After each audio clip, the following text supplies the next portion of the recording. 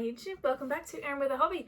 Today's hobby is books and I'm doing my April recent reads.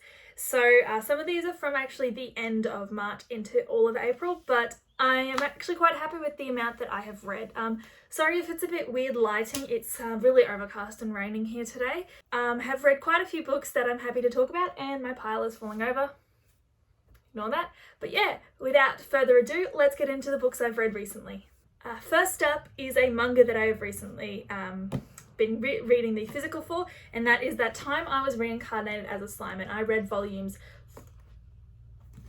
3 and volume 4. So the premise for this is this grown man in our world is murdered, and he is then reincarnated into this fantasy style world as a slime, and it follows him trying to live a comfortable life and create a town, basically. So in volumes 3 and 4 is when the plot is really starting to pick up. The first few volumes are really kind of not slow, but they don't have as much action. It's more Rimuru, as he is called in as a slime, getting to know this world, developing skills, all that sort of thing. But as you get into volumes 3 and 4, you are introduced to the orcs.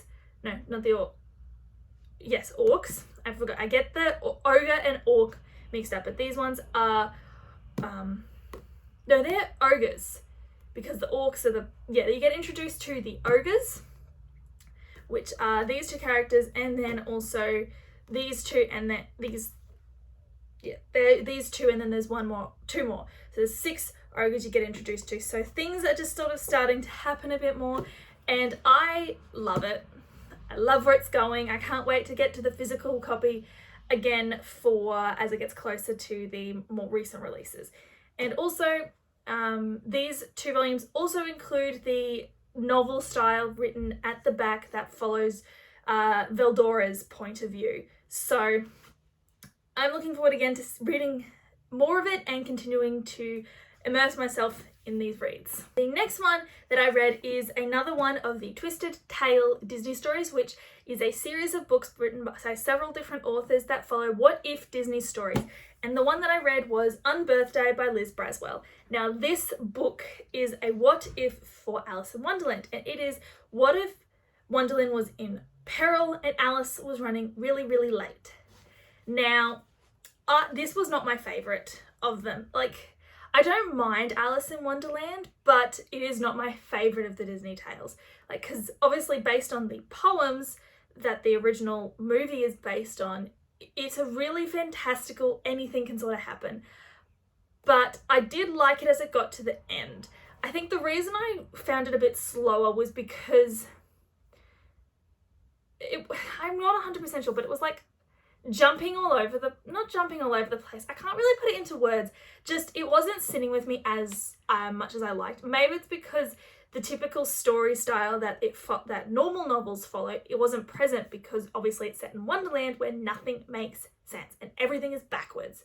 So that sort of part of it I didn't quite enjoy. I liked it when it was set in like London, and it's following this time when immigrants are sort of coming over, and this whole time when people are wanting to either welcome them to the country or kick them out. So I quite enjoyed that. So it was a good one, but not my favourite out of the Twisted Tales. Okay, the next 4 books I read are all part of a series, and that is the Pandora English series by Tara Moss. So there are 4 books so far out for this series. I think there's another one possibly coming out because it kind of ends on a cliffhanger, but there is the Blood Empress, the Spider Goddess, the Skeleton Key, and the Cobra Queen. Now, the basis for these is this girl called Pandora English comes to New York because her family has died several years ago and she wants to move out of her small town, and a great aunt that she did not know existed, invites her to come and stay with her in her old mansion, basically. However, when Pandora gets to New York, a string of strange things start to happen, and it follows her as she learns about these new things and discovers more about herself and her strange abilities. Now, I was interested when I was going into this, but they were not my favorite series. It was kind of obvious that this was written for a slightly younger audience and also written quite a while ago, because I think this was like this came out in like the early 2000s, like before 2010, so it's like there's older style books. So they were okay. I think the main problem I had, especially with like books 2 and 3, they repeated a lot of information that had been told to us in book 1 and literally completely re-explained it like we hadn't read the first book. And that kind of annoyed me.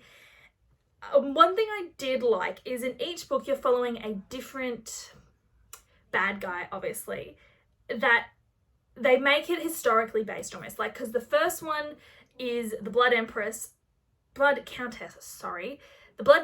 which is like a vampire style thing, but it's like a historical figure that could have been mistaken for a vampire originally, and like they're all sort of that way. So I liked that part of it, but I think books 3 and 4 were my favorites. Book 1 just took a while, and I get that. So Pandora wants to work as a journalist, but she is now working in a fashion magazine, and her great aunt was a fashion designer. So that's really big in it, and I didn't really enjoy all of the descriptions of what people were wearing, because half the time I didn't know what they were describing. So that sort of ran a bit flat for me, the descriptions of what they were wearing. But overall it was okay. I kind of want to see what happens next, because end of book 4 was almost like a cliffhanger, because it's all building up to this giant like apocalyptic event and she's supposed to help stop it. So yeah, it was good. I did quite like as well when she started to develop a bit more of her powers and do a bit more rather than constantly just running and being saved by people. I quite enjoyed that. One character that that's another thing. I really didn't like the romance.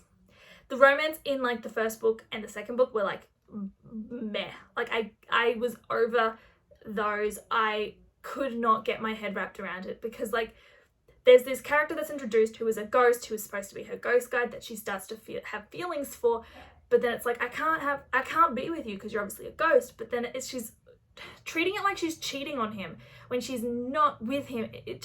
Everything felt odd with the romance. I do feel like as the books went on, it sort of developed a bit more and wasn't as weird, but still the romance was sort of another bit of a flare moment. Although I will say that ghost character that we're introduced to in the first book, he is probably my favorite character in the entire thing. Like, he is explored more so than any of the other side characters, and I quite enjoyed having him in the story. So yeah, that's my thought on the Pandora English books. I will, if more comes out, I will read more, but it was okay.